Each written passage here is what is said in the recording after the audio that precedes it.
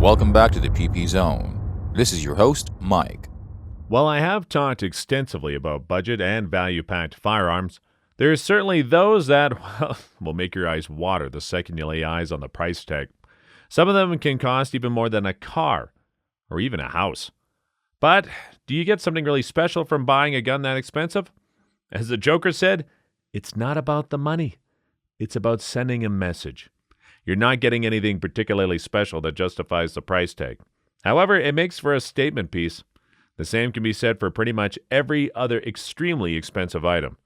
As I like to put it, it's a practical way to demonstrate your net worth. Most of the guns with such a steep price are rare, custom-made, or have special or unique historical significance. In this video, I'm going after the first group. These guns are difficult to put a price tag on because they're about as rare as unicorns. The price tags you see my putting up here are just a rough estimate at best, although the actual price for this thing should be in the same ballpark. Let's take a look at some of these obscenely pricey firearms. The Titanium Gold Desert Eagle, $5,000 to $7,000. You see the Desert Eagle everywhere, from movies to video games. In fact, the latter community just calls the thing the Deagle for short. It's a pistol characterized by its massive frame and powerful recoil. It was a result of the collaboration between Magnum Research and Israeli military industries. The Desert Eagle is a gas-operated pistol that can be had in .50 Action Express, .44 Magnum, and .357 Magnum. Among all the Desert Eagles produced, some come with titanium gold finishes.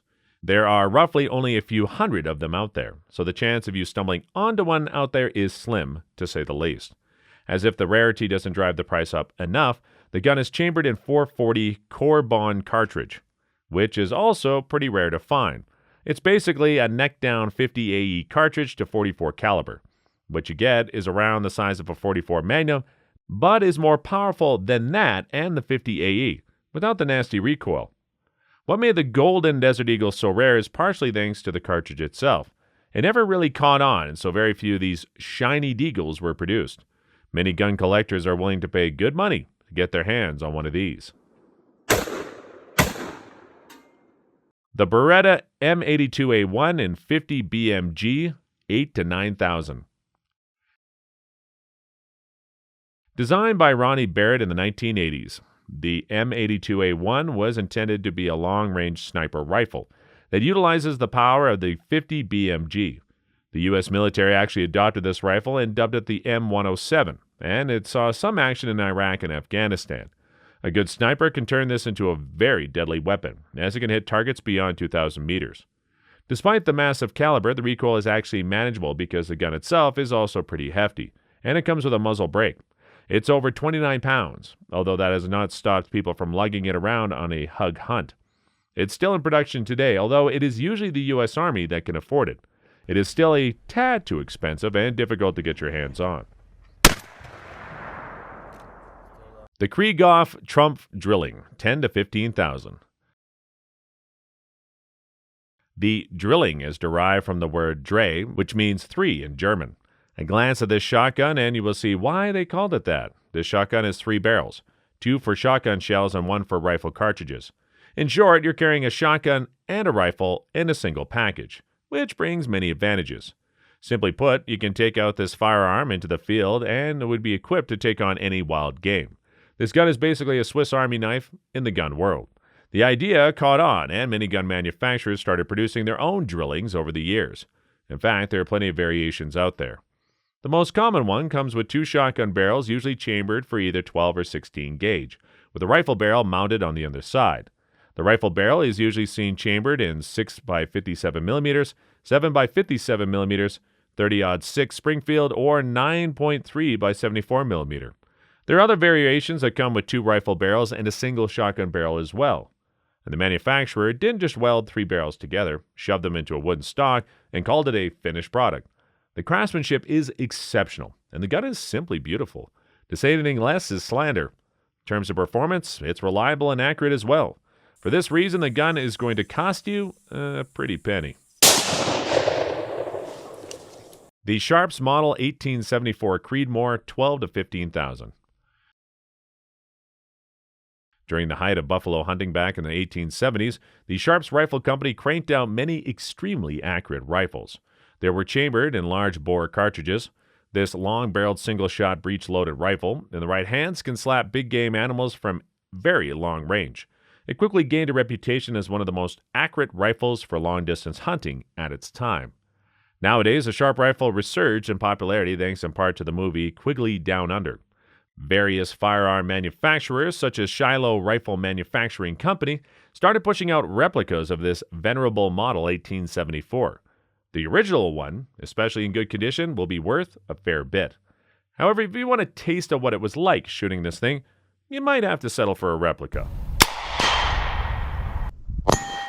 The Peterson self-loading rifle in .276 Peterson, $20,000 to $25,000. This semi-auto rifle was developed by John Peterson in the late 1920s. He developed it alongside a cartridge when the U.S. Army was looking to replace their 1903 Springfield. Unfortunately, neither the cartridge nor the rifle was adopted. However, the Marine Corps and the Army did adopt the M1 Garand, which took many design features from the Peterson self-loading rifle. A fun fact, Garand used to be chambered in .276 Peterson. The Army was just about to adopt the cartridge, but they changed their mind and decided to instead alter the Garand to take the .30-06 Springfield instead. The 1903 Springfield and .30-03 Springfield, $25,000 plus. No, that wasn't a typo. There are 1903 Springfields that are chambered in .30-03 instead of .30-06 we used to know. The last two digits differ because of the year they were adopted. Both used .30 caliber bullets, but the .30-03 was adopted in 1903, and the .30-06 was adopted in 1906. Here, another question comes to mind. It's evident that the 1903 Springfield was created alongside the .30-03, as both were adopted in 1903.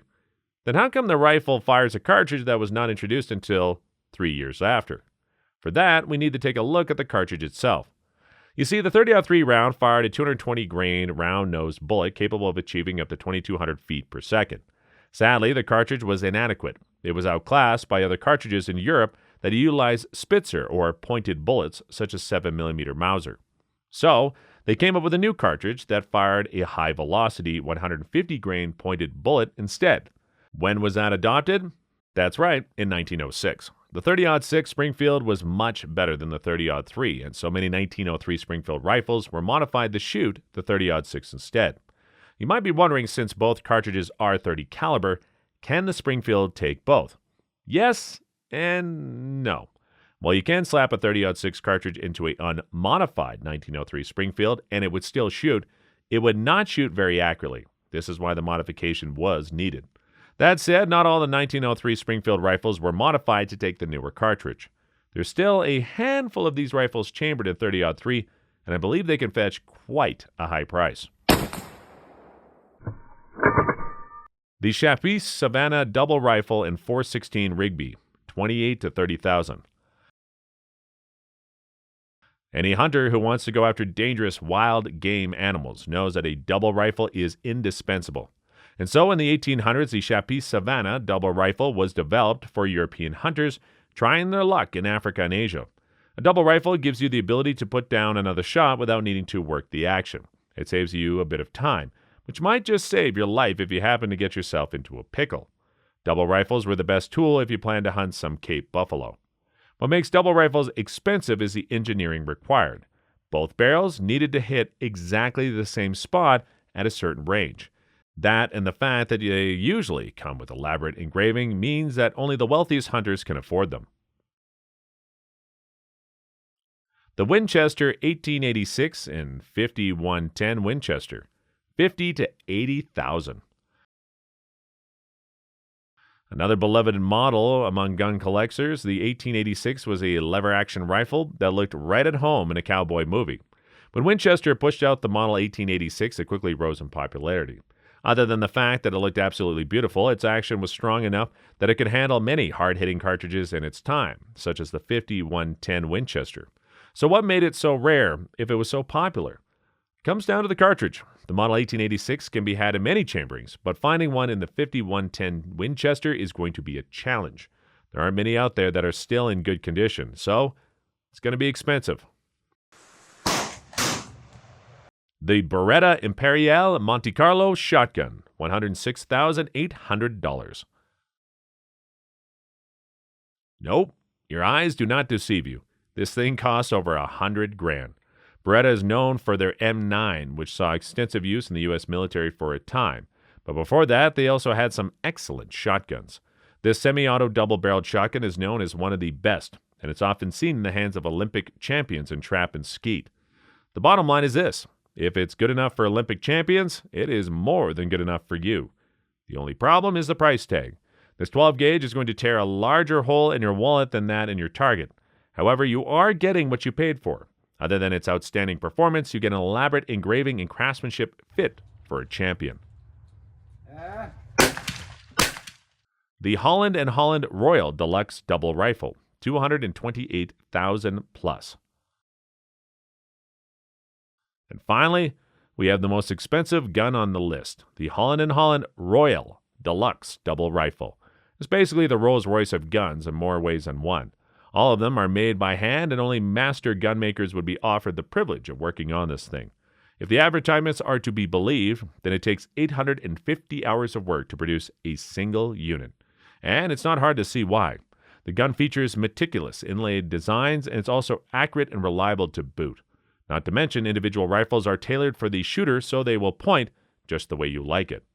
While I would not take this out into the field, since they would lower its value with use, the Royal can be had in heavy-hitting cartridges such as 577 Nitro, 500, or 470. These will be enough to convince an angry elephant or buffalo that charging you might not be worth it. Holland & Holland makes really expensive and excellent firearms, and their clients range from famous hunters to a U.S. president and members of the British royal family. If you somehow manage to get your hands on the Royal, it'll be an amazing heirloom. And there you have it. This is my top 10 picks for obscenely expensive guns money can buy. Of course, you do not need any of these to have fun at the range or in the field. There are many value-packed and budget options out there that will serve you well. If you are interested in those, check out our previous videos. I'm sure you'll find something that might interest you, as we have videos about handguns all the way to rifles for virtually every application. Thank you for watching, and I'll see you in the next episode.